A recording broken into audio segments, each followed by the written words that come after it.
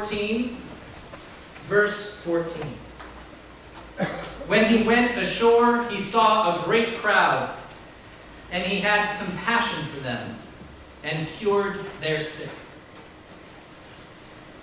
Good morning. Good morning. Good morning. Today I'm going to give a brief description of what's happened with income inequality over the last few years. Then Lenny will talk about why do we care, other than maybe a little righteous indignation and maybe a little bit of envy. And then finally I will give some possible remedies, suggestions of what we might be able to do. Got it.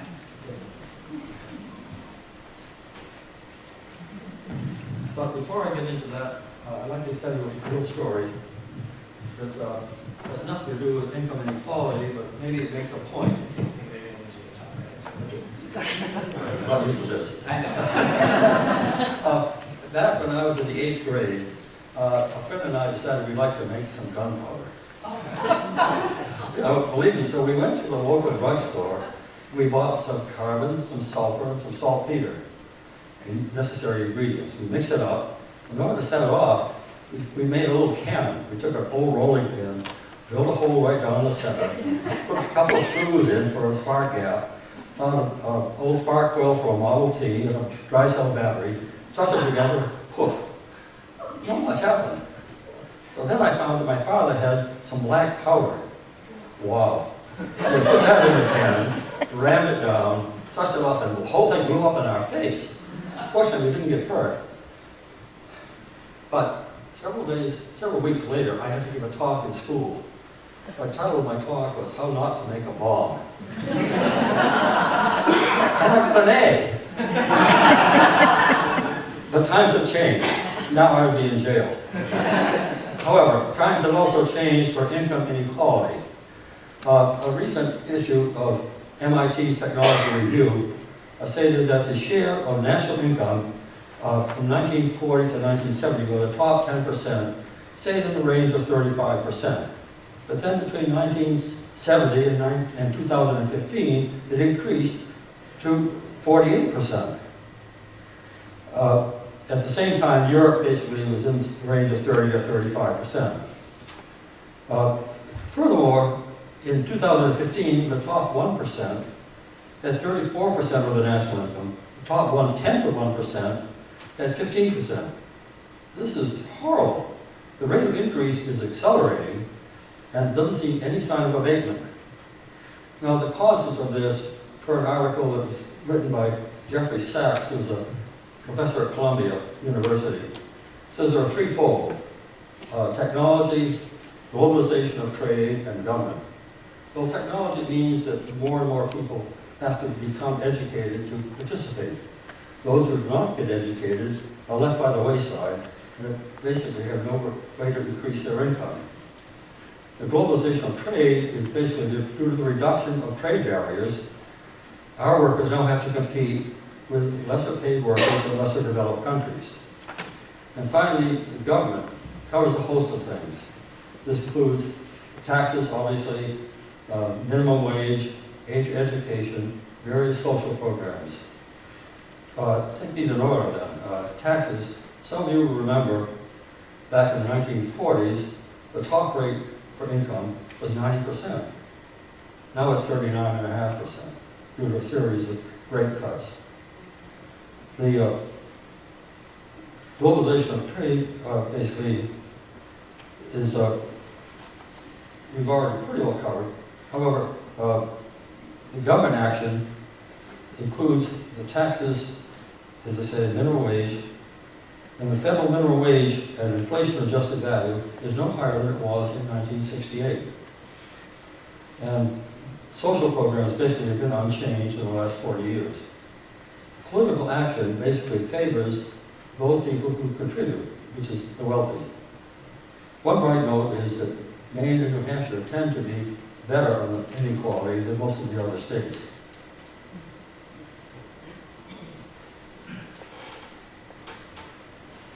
When it was evening, the disciples came to him and said, "This is a deserted place, and the hour is now late. Send the crowds away, so that they may go into the villages and buy food for themselves." let me know if you can't hear me. I tend to have a projecting voice, but raise your hand and I'll grab the microphone. What I want to do is create a picture for us so we get a little bit of a sense of the emotions that perhaps people are feeling. And I'm sure many of us in this room don't even need that picture. You're already feeling them. But let's just imagine that we have two households. They can be somebody that lives on your street, these two households. It could be somebody that's across our town, somebody that's in another state, or perhaps somebody in another part of the world. And in one of these households, we have a family that basically has all their needs provided for. They don't think about what kind of food they can put on the table. They get the chance to go downtown and get the meat that's sourced within 100 miles of here, is organic and grass-fed. They have education that gives them knowledge about nourishment, and they put together beautiful, nourishing meals for their family. The upcoming winter months, they don't think about, am I going to be warm enough? How am I going to fill that oil tank? It's just, it happens. Their kids have grown over the year, but they don't worry about getting them coats that fit and hat and mittens. Perhaps they drive really nice cars. They even get the chance to go on really nice vacations. Maybe down the street from them is a wholly different household. And we know what that looks like because we're aware of those people that live in our own community. They struggle to fill their oil tank in the winter. Yet they see their neighbor down the street doesn't have any trouble at all. They have trouble clothing their children and wondering if their children are going to get the education that they need and deserve. Perhaps this household never got the education to know what kind of meals to put on their table. And they're forced to spend money on the food that's the most economical without even a thought to whether it's nourishing or not. When we think about those two different households, one of the ways in which we try to understand how we got where we are today is to think about the emotions that maybe they're feeling. Household number one, they're aware of all these struggles that are out there in the world. We see it, we read about it, we hear it on the news. I want to hold on to what I've got. I don't ever want that to happen to me. I need to save my money, I need to make sure I have enough, and I need to guarantee, in quotes, that I don't ever have those troubles in my life. They're scared, and they're going to hold on to it. Household number two, I don't know, how do you think they feel looking at the house down the street that has all they need? Or at least materialistically they have all they need. They'd like to raise their children in a healthy way, but they don't see how they're going to do it. It's not possible. My neighbor's got it, but I don't. Well, I don't know about you, but it would make me pretty angry. And what do I do with that anger? Maybe I resort to some sort of violence. Maybe I don't. Maybe I end up with some sort of serious depression. Well, in a book that Brian introduced us to and that my dad and I have both read, it's called The Spirit Level, and it's written by two British economists, Richard Wilkinson and Kate Pickett. And they make and support the theory that in societies where there is greater equality, that the societies are stronger. And they use a large number of studies in which they compare societies that there is more equality to societies where there is less equality. And across the board, the societies where there are more equal, it doesn't matter how wealthy those societies are, it doesn't matter what the median income is, it just matters that across the board, people basically have the same thing. And here's what they found.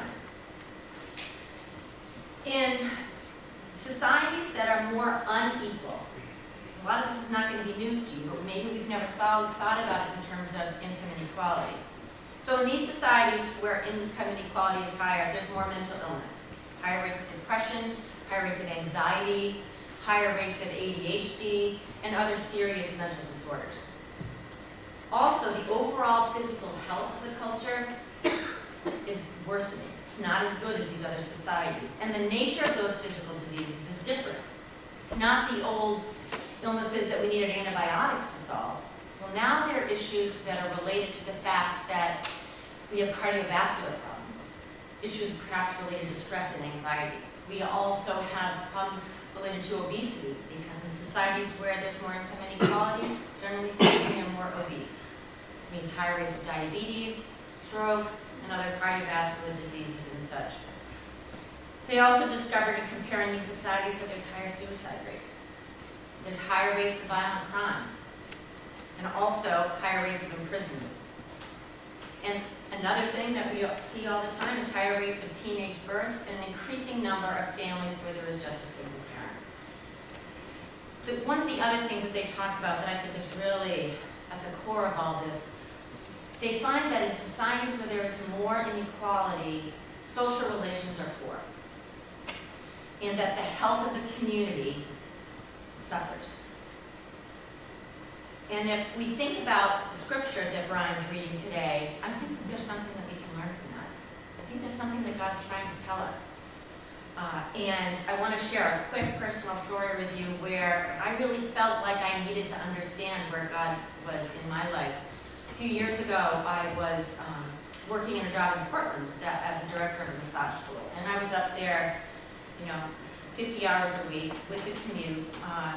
And over a period of time, it was stressful. It was a stressful job. The work conditions weren't that great, and I was spending a lot of time on the road. And I also started to get this yearning that I wanted to work in the community that I lived in. I felt disconnected. I lived here, but I worked up there.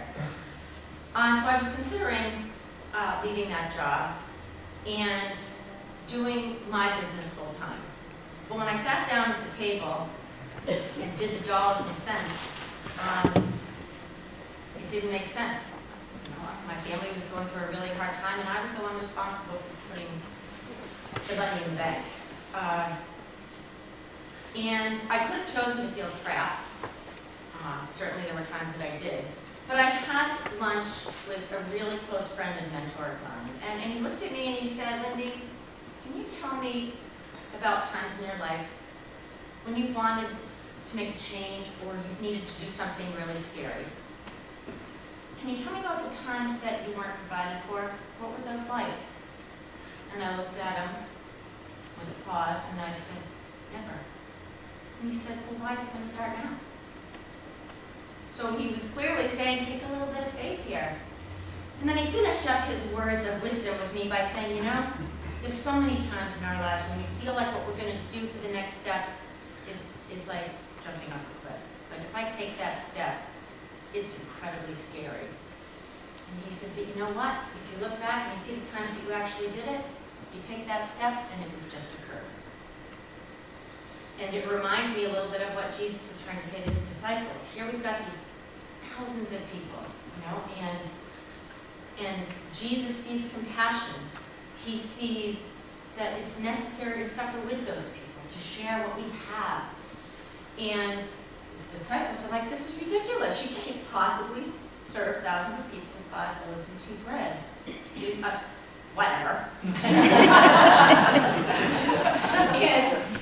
And so what he's asking the disciples to do is to trust in each other, to trust in God, and to believe that there's enough. This universe is filled with abundance, and that we have to share the suffering with those amongst us, and we have to believe that God provides.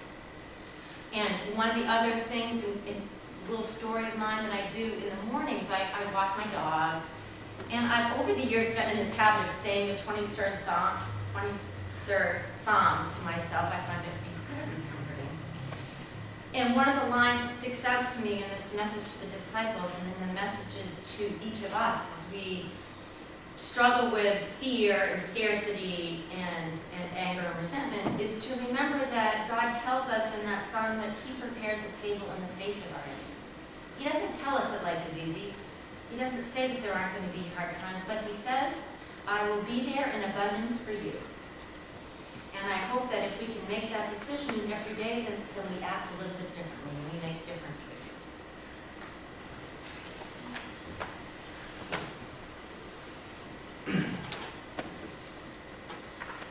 Jesus said to them, they need not go away. You give them something to eat. They replied, we have nothing here but 5 loaves and 2 fish. And he said, bring them here to me.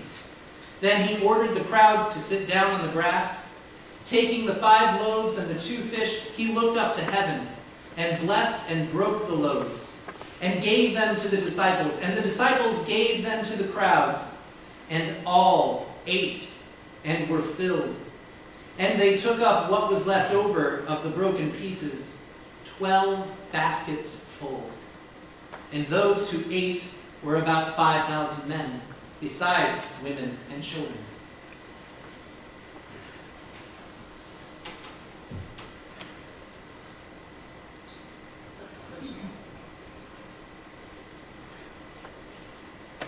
Jesus fed 5,000 with 5 loaves.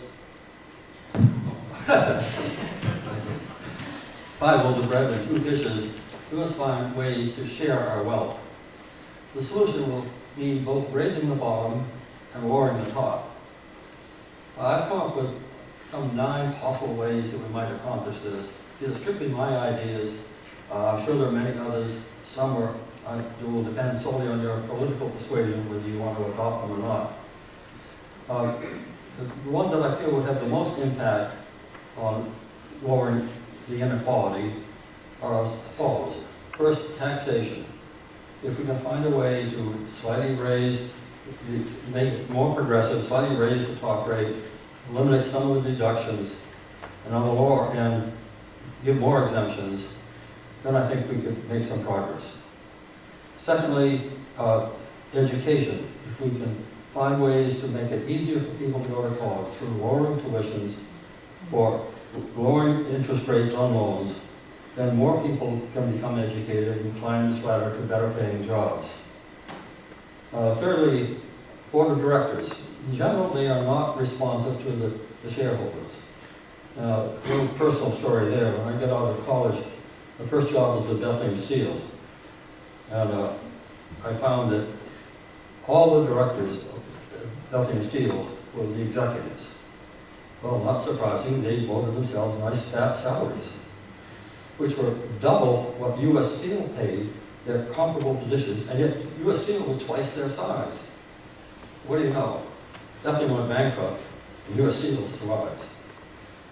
So I think there's a lesson here that we can take to finding better boards of directors.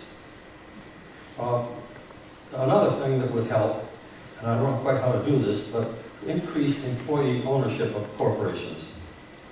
Those that are employee-owned tend to not give the big fat bonuses to the top executives. You can't legislate this, but you might be able to achieve it through changes in corporate taxation. And finally, and I think this might be a little controversial, we need to foster responsible unions. Now, unions have gone into some disrepute in recent years because of the excessive demands and perhaps some unwanted tactical moves. But if you look back over the last century, unions made a major improvement in wages and working conditions, eliminating child labor, and a host of other things. So if we can get responsible unions, we can make some progress. Now, the lesser important ones, I shouldn't say lesser important. These are all important in their own right, but they will have less impact on lowering the inequality. First of all, would be gifts to charity. Certainly, they're important, but they probably don't have a big impact on the inequality. Church contributions to OWCM, to Fuel and More, Footprints, Deacons Fund, and so forth, also important in their own right, but probably are not a major factor in the inequality equation. Benevolent management would certainly help. Market basket, for example, would be a case in point. I don't know quite how you achieve this. You can't legislate it. Maybe a better board of directors would help get there. And finally, the last item, zoning. Wealthy towns tend to have better school systems. So if we have restricted zoning that keeps the poor people out, we're depriving, in many cases, those people of getting a quality education. So in conclusion, this is not easy. If we can take inspiration from Jesus feeding the 5,000, maybe we can make some changes. As Christians, we're taught to love our neighbors. I don't see how we can ignore the situation. And finally, concentration of wealth was a significant factor, among others, in the fall of the Roman Empire in 476 AD. Let's hope it doesn't happen to us. Thank you.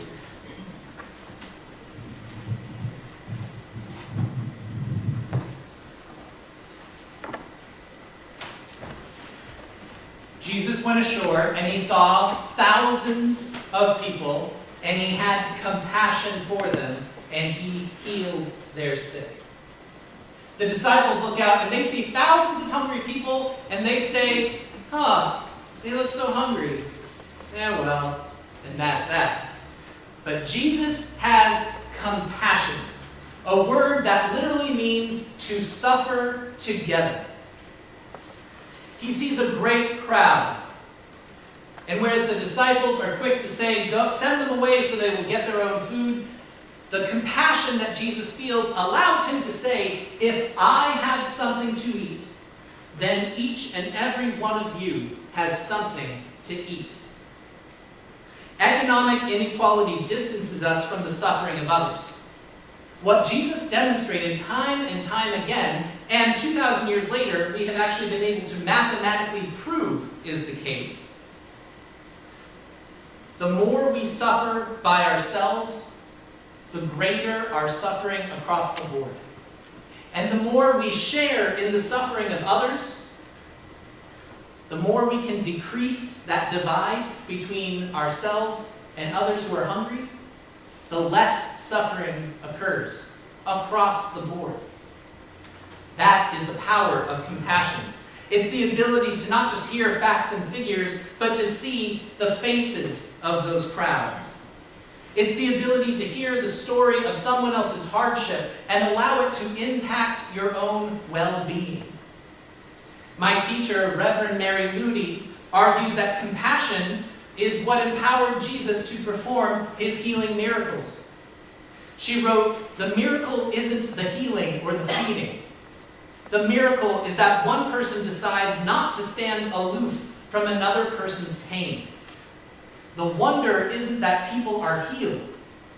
It's that they are loved like that." It's the difference between thinking how sad it is that there's so much hunger and poverty in the world versus declaring, if I have something to eat, then each and every one of you has something to eat. God calls us to be people of compassion, people who suffer together. Inequality of any kind makes this harder and harder to do. Our way of life, sanctuary living, is not defined by believing the same thing. It is not defined by sharing the exact same values or practicing the same politics and policies. It is rooted in our ability to share our entire lives with one another, to radically alter the way we see the world by choosing to suffer together, rather than being satisfied by suffering alone.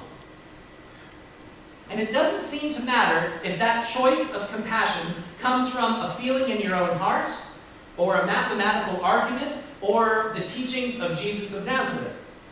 Any way you look at it, we find ourselves in this story. There stands before us a multitude of suffering, hungry people. And the question we must ask is not, do we have enough to end this suffering? Because ours is a faith of abundance. Our stories show that God can take the smallest of resources and transform the world in miraculous ways. The real question we wrestle with is, in a world of growing inequality, are we able to trust that miracles happen when we choose to suffer together? Amen. Friends, join together in singing our closing hymn.